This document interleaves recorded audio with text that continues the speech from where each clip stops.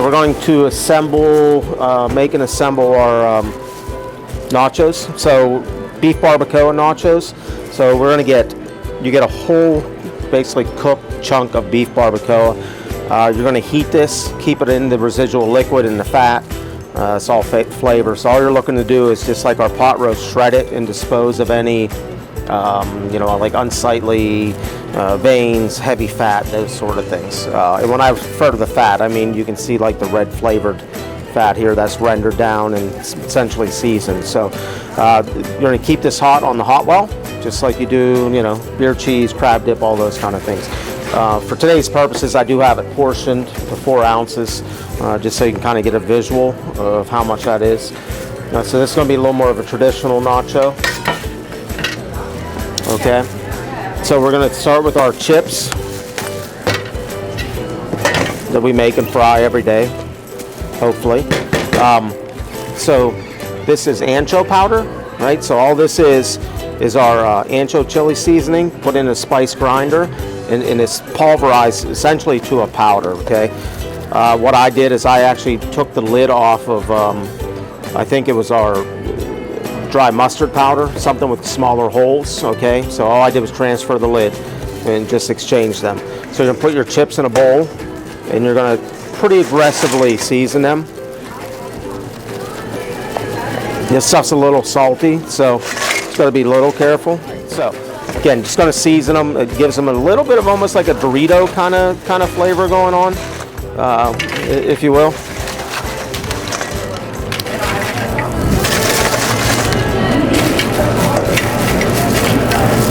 I could have went a little bit heavier.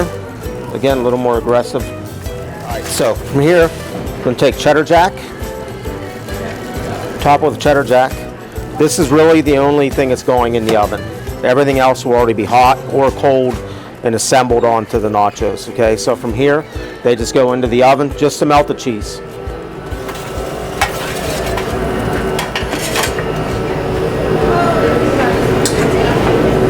So again, you're just going to take them out. I'm going to go glove up real quick.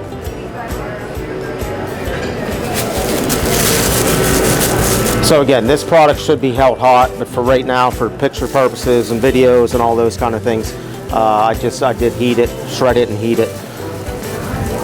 And it should be shredded, right? Like it shouldn't be, a little chunky, but you're kind of looking for, I guess, pulled porky kind of consistency. We want like really good coverage.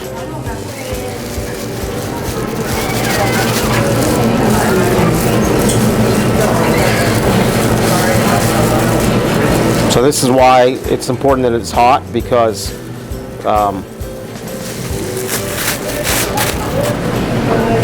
it actually should be a pretty quick assembly, right? So we're gonna walk down here. All right, then we're gonna hit it with beer cheese, right?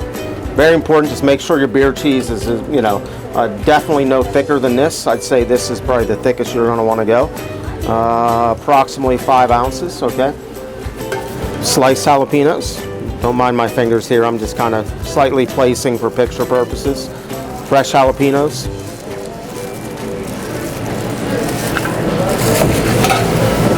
Diced tomato.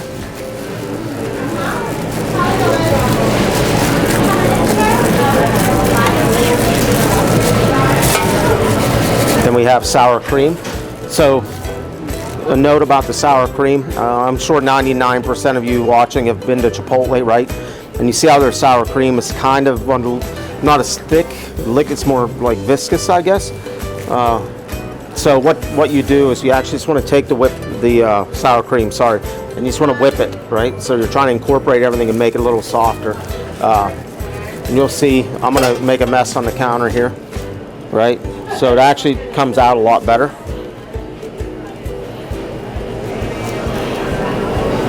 I'm going to hit with sour cream. And then scallions. That's it. So next we're going to make a doner kebab, gyro, gyro, or whatever you want to call it, pizza. So we're going to start, our base is actually going to be a mixture of sriracha, shawarma spice, right? So this is a blend of about 12 to 15 different spices, without listing them off, you know. So this stuff is very potent, right? So little goes a long way. So this base is going to consist of, again, this, and then our garlic parmesan wing sauce whisked together. That's it. I didn't really feel a need to show you how to do it because it's that simple. But just know that when you do follow the recipe and use this very precisely.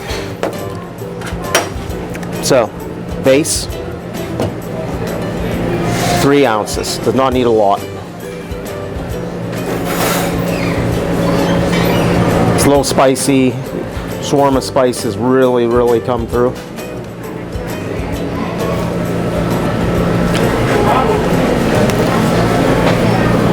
And obviously expands as it cooks.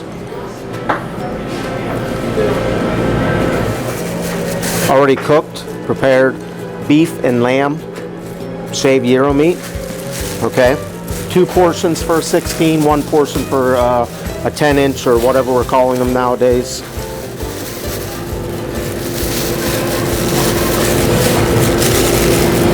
If you get really long strain, like it's very sporadic, like as far as the size and the shape, just because it's inherent to the product itself, like different thicknesses and all those kind of things. So if you do happen to run into like something that's like 6 inches long, don't be afraid just to break it up and put it on the pizza. So pizza cheese.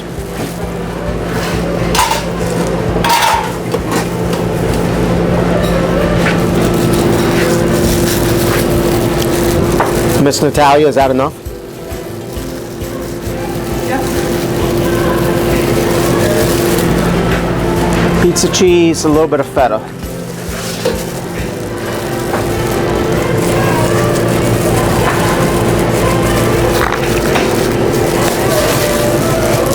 And then into the oven.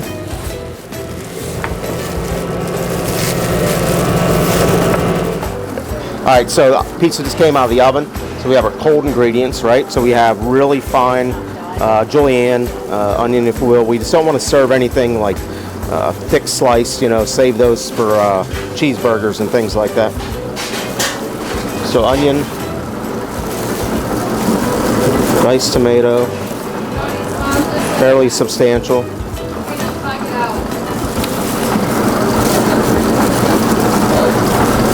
And then I'm going to do a drizzle of sriracha. So there's a little bit of heat to this from the sauce and obviously the sriracha. And then we're going to serve it, cut it. We're not going to cut this one because of pictures and things. And then you're going to serve it with a side of tzatziki. This is a large, so we're going to serve with a large size, 8-inch or 10-inch, sorry. Obviously we'll be served with a small side. So that's it. There you have her. All right, so now we're building the, what is this thing called? White chocolate macadamia nut cookie. So smash it in. This is going to be a little bit different than what we normally deal with. It's actually one single 5-ounce cookie. So make sure it's thawed because it's pretty dense. Smash it into the pan. Obviously ice cream like we normally do. Blueberry sauce, right? So about 1/3 of a cup, fairly significant.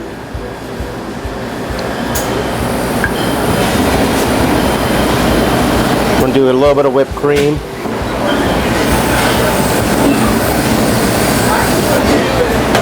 And then we have some white chocolate. This one's very simple. That's it. That's all she wrote.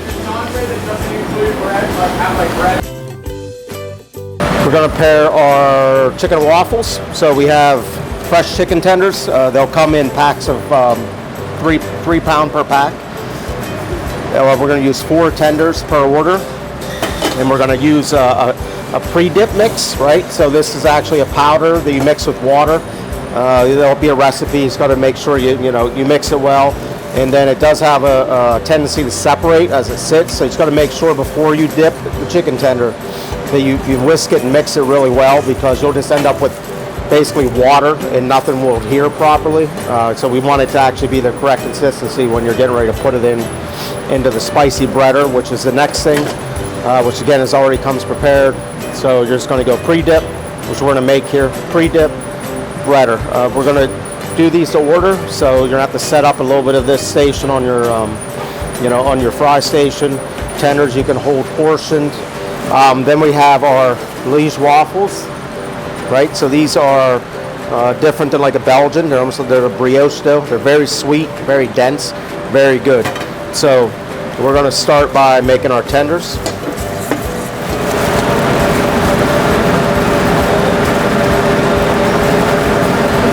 So tenders in the pre-dip.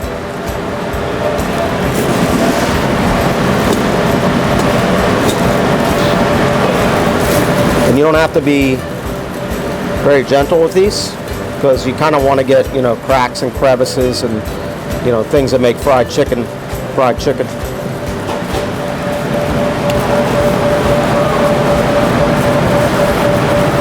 And again, we're going to go into a fryer, 350 degrees. These cook extremely quick, 2.5 to 3 minutes, no more than 3 minutes has been my experience. Just make sure you temp them to 165. We're going to leave those cook for a couple minutes, and we're going to come back and finish our waffles. So chicken tenders are probing out to 165. We're going to drop our Liège waffles, right? So 45 seconds to 1 minute, okay? Depending on, the fryer load. Pretty important that you submerge them. You want to keep them down. These actually are really good. They're completely different than what you would get with a Belgian waffle. Very dense, buttery, sugary, definitely sweeter than a Belgian waffle. So when they come out, talk about this real quick. So we have a hot honey butter. It's a very simple recipe. That's why we're not going to actually show making it, but it's actually Frank's Red Hot, honey, butter, a little bit of heavy cream to help with the consistency. Then when the waffles come out, we're going to drain them. Very important, because of all those little square concoctions there hold, trap the oil. So we're just going to give it a heavy swath of butter on each waffle, and we'll show that. So waffles are out. These are cooked from frozen too, so everything will be in your freezer, or as far as the waffles go, will be in your freezer.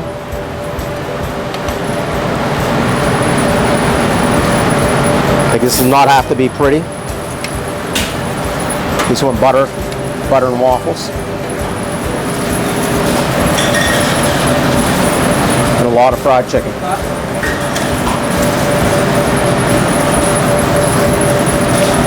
Chicken and waffles. And then it's going to finish it with hot honey. So this is Mike's hot honey. Pretty aggressively over all the chicken. That's it. Very simple, Southern style. Making the millionaire steak sandwich, which is going to be filet mignon. So talk a little bit about the filet mignon. This is a 6-ounce filet mignon, like we currently use, but this is actually a imported product, not a domestic. We actually just did that because the cost is probably, couple dollars less a pound. So to try to adjust the cost and keep the cost where it needed to be, we went with an imported product.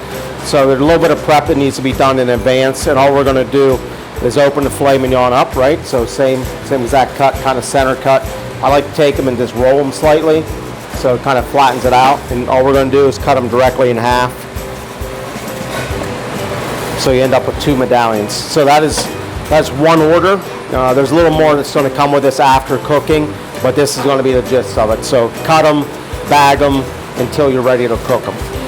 So to make haystack onions, part of the component for the millionaire steak sandwich, very, very important that they're super thin. Sorry, part of my cut glove there. Because that's sort of the whole point. We want the onions to be kind of light, airy, and fluffy on the sandwich. So make sure they're no thicker, and then I don't even know how thick that is, maybe a 1/16 of an inch. Okay, so it's super important that we shave these onions. Okay. So we have our shaved onions, right, in a bowl, in a pan, whatever you prefer. whatever quantity you think you need for the day. A1 steak sauce, right? And there is no real specific amount because it's kind of based on quantity. All we're looking for is a little coverage, just obviously to impart some flavor, but mainly to help the flour adhere.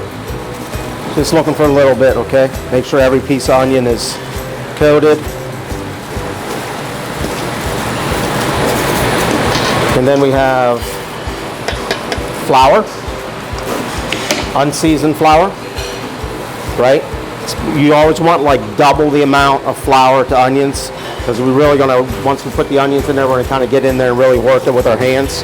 You can put all the onion in. Sometimes the onions will stick, and then you like have, you want really fine individual pieces of onion. So it's a good idea to kind of toss it around. That's why you want excess flour. Work it through your hands. The juice is worth the squeeze, if you will. And just work it until you feel like every onion is like individually floured. And then we're gonna go fry them. So after all the onions are individually coated in flour, you can use either like a fine mesh strainer, large hole strainer, whatever you care. I like to use a basket, but all are acceptable. Just looking to remove any of the a lot of the excess flour so we don't destroy the fryers. Also not mandatory, but I feel like you end up with a lighter, airier product. I like to free float them. Just move them a little bit.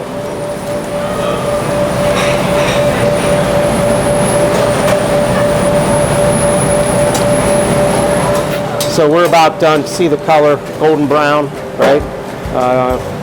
Probably a minute and a half, 2 minutes tops, absolutely tops. But really, it's going to be it's going to be dependent, especially if you free float them on mainly on the color.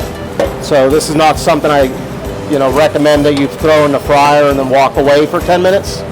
It's very quick, so it requires a little bit of attention. And just when they come out, drain your oil, a little bit of Haas dust, steak seasoning, whatever you want to call it, and then 1 day shelf life, right? So these don't hold and carry over well the next day. So make sure you're only making a few. I just said this is going to be a very expensive sandwich, so I don't expect that we're going to sell a lot. So just make sure you control the quantity where you're apart. So that's it. Then now we're going to make a sandwich. So back to the steak sandwich. So we have our roll, right? So this roll will come in hinged. This is very similar to an Amorosa roll. It's basically a knockoff Amorosa roll. It's a company out of New Jersey. It's a very good roll.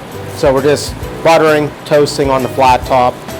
Nothing too crazy. Again, make sure you're splitting it beforehand. The rest of our components are, we have Boursin cheese, which is kind of a crumbly, spreadable cheese you can see, right? So this is going to go on the very bottom of the bun. Fairly significant amount. Don't be doing one of these deals. So I'll show you the proper way on this side and then the incorrect way on the other side. Okay, so we want a little bit of thickness there. So correct, not correct, right? So a whole way across the bottom of the bun. This is flavored. It's garlic and fine herb, right? So fine herbs.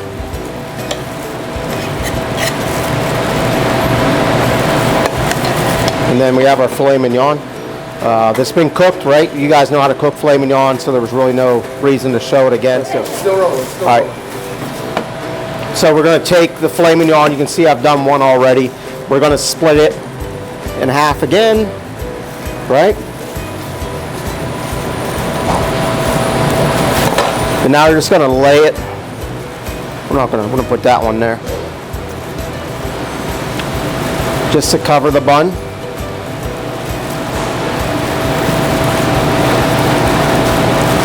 Right, cut side up.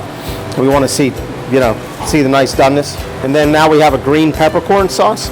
This is mayonnaise based A1 green peppercorn, black pepper, a few other ingredients. Very simple to make, a matter of combining and mixing vigorously. But the one note to this, and it'll be in the directions, is you make sure you drain the green peppercorns and out of the brine and rinse them, and then basically smash them with your knife.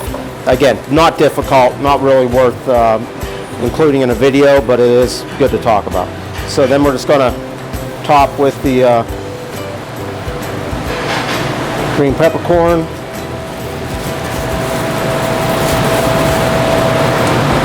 And go pretty heavy with the onions. Definitely a lot more than you would think. Again, this is going to be a very, very expensive sandwich, so we wanted to make it appear like it's worth its money. So that's basically the end of it, right? We're not going to pick it because we don't want to smash this sandwich down at all. Again, we want like natural height to it. And that's it.